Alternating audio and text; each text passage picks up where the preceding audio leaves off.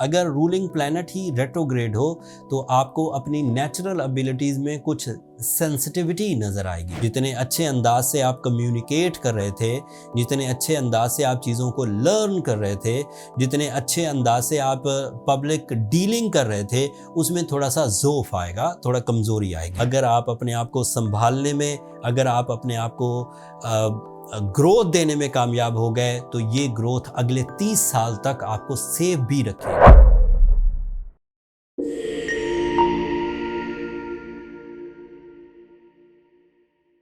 अस्सलाम वालेकुम जेमिनाइज, मैं हारिस अज़मी प्रोफेशनल एस्ट्रोलॉजर आपकी खिदमत में हाजिर हूँ इस हफ्ते की एस्ट्रोलॉजिकल रिसर्चेस लेकर। ये हफ्ता 7 अप्रैल से सो ऑन 14 अप्रैल तक है। एक इवेंट हम पिछले हफ्ते मिस कर चुके, मरकरी रेट्रोग्रेड हो गया था पिछले हफ्ते, लेकिन हम लोग वो ग्रहण और उसके मामलात में थोड़ा कैलकुलेशंस में उलझे रहे। लेकिन इस हफ्ते मैं उस पर थोड़ी राय अपनी ज़रूर दूंगा बीइंग अ प्रोफेशनल एस्ट्रोलॉजर। दूसरा इवेंट 10 अप्रैल को होगा, नया चांद। नया चांद हमेशा ही इंसानी ज़िंदगी पर गहरा असर छोड़ता है। ये वाला जो शव्वाल का नया चांद है, इसका तो एस्ट्रोलॉजिकल बेनिफिट भी है एंड स्पिरिचुअल बेनिफिट भी है। दोनों तफसील बयान करता हूँ। जो रूटीन प्लैनेट्स हैं पहले उनका जिक्र कर दूँ।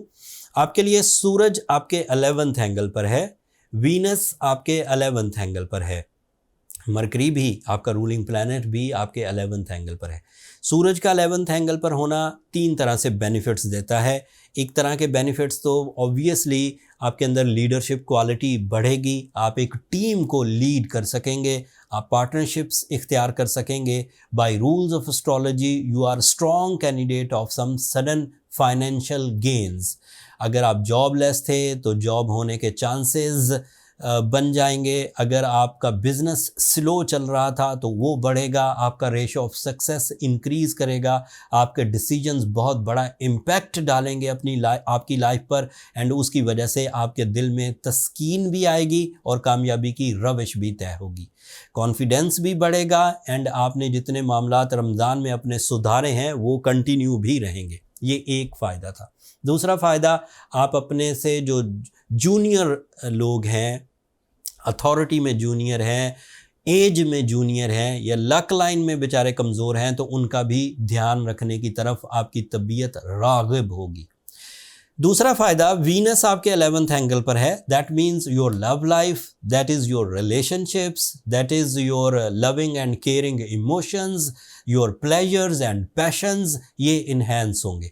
इसकी वजह से सेहत भी अच्छी रहेगी, इसकी वजह से रिश्तेदारी के मामलात भी सुधरेंगे, लाइफ पार्टनरशिप लेवल तक के डिसीजंस हो सकेंगे। जो जेमिनाइज डिले ऑफ मैरिज का शिकार थे, मेल हों या फीमेल जेमिनाइज, दोनों ही सूरतों से उन्हें फ़ायदा हासिल होगा। एक प्रॉब्लम जो पिछले हफ्ते हम मिस कर गए वो मरकरी की रेट्रोग्रेशन है, that is your ruling planet, और है भी वो 11th एंगल पर।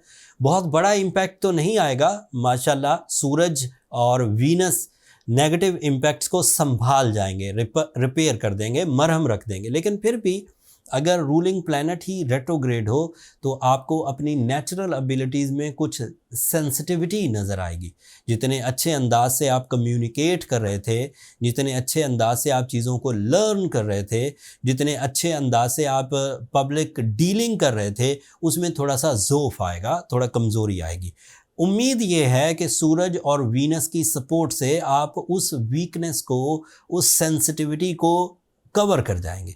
लेकिन अगर आप एक सेंसिटिव जेमिनाई हैं कि जब तक मरकरी डायरेक्ट रहता है आप बहुत कम्युनिकेटिव रहते हैं, सोशल रहते हैं, रिलेशनशिप की तरफ जाते हैं, डील मेकिंग की तरफ जाते हैं, कम्युनिकेशन मैजिकल होती है, एंड जैसे ही मरकरी रेट्रोग्रेड होता है आप में उलझने, इंतशार, जल्दबाजी, फजूल खर्ची या फिर अपनी आदतों पर आपका कंट्रोल नहीं रहता, तो 25 दिन अब कमज़ोरी के रहेंगे मरकरी के इवज़, ओनली मरकरी।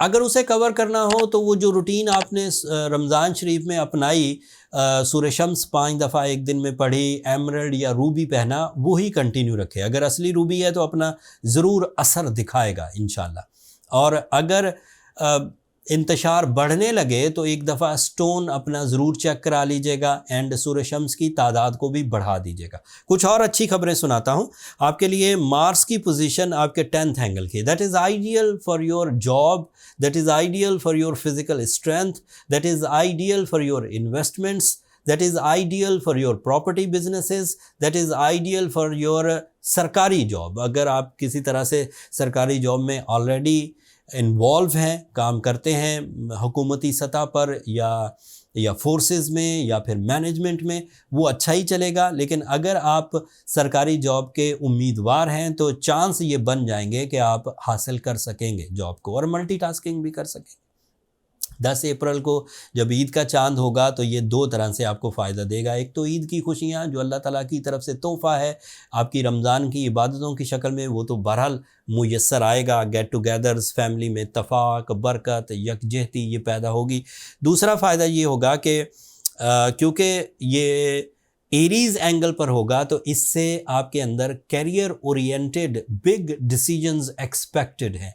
आप रूटीन फाइनेंशियल जो डिसीजंस हैं उससे हटकर बड़े फाइनेंशियल डिसीजंस लेंगे, ज़्यादा बड़ी लेन देन करेंगे, ज़्यादा बड़े इन्वेस्टमेंट्स करेंगे, ज़्यादा तेज़ी से सक्सेसेस आएंगी और आपकी दिलचस्पी बढ़ेगी। लॉन्ग टर्म प्लैनेट्स की तरफ अगर देखें तो आपके लिए सैटर्न इस वक्त आपके 10th एंगल पर से गुज़र रहा है।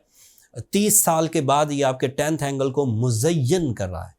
आपको इन 2.5 सालों में, जो कि 2023 के मार्च से शुरू हैं, 2024 के मार्च में 1 साल पूरा हो चुका है, 2025 के मार्च में ये दूसरा साल कंप्लीट करेगा और उसके बाद भी 6 महीने। तो इसका मतलब है कि सितंबर 2025 तक अब सैटर्न आपके 10th एंगल पर आपको कैरियर सपोर्ट देता जाएगा। आपको अपने आइडियाज़ को अमली जामा पहनाने की ज़रूरत है। आपको एक से ज़्यादा सोर्स ऑफ इनकम अपनाने की ज़रूरत है। आपको एक से ज़्यादा क्रिएटिव एलिमेंट्स पर काम करने की ज़रूरत है।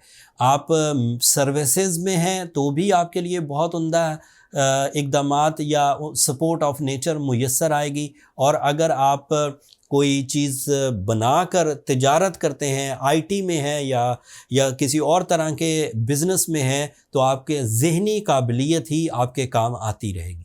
इस तरह की फैसिलिटीज़ यूनिक हुआ करती हैं जेमिनाइज़। अगर आप अपने आप को संभालने में, अगर आप अपने आप को ग्रोथ देने में कामयाब हो गए तो ये ग्रोथ अगले 30 साल तक आपको सेफ भी रखेगी। ये इस हफ्ते की इन्फॉर्मेशन थी। मैंने जो बहुत इम्पॉर्टेंट इवेंट्स थे उनके बारे में बहुत ब्रीफली आपको बयान कर दिया, क्योंकि आपका इस वक्त रुझान, ये वीडियो आपको ईद से कुछ दिन पहले ही मिलेगी। तो अपनी तवज्जो अपनी ईद की खुशियों, अपने रमज़ान के आखिरी अय्याम की तरफ दीजिए। अपनी दुआओं में मुझे और मेरी टीम को भी ज़रूर याद रखिएगा। आप लोगों की दुआएं न सिर्फ हमारे लिए इस दुनिया का बल्कि आखिरत का सबसे कीमती सरमाया है। एंड चैनल को भी ज़रूर सब्सक्राइब कर लीजिएगा। आप लोगों की सब्सक्रिप्शन हमारी हौसला अफजाई की वजह बनती है।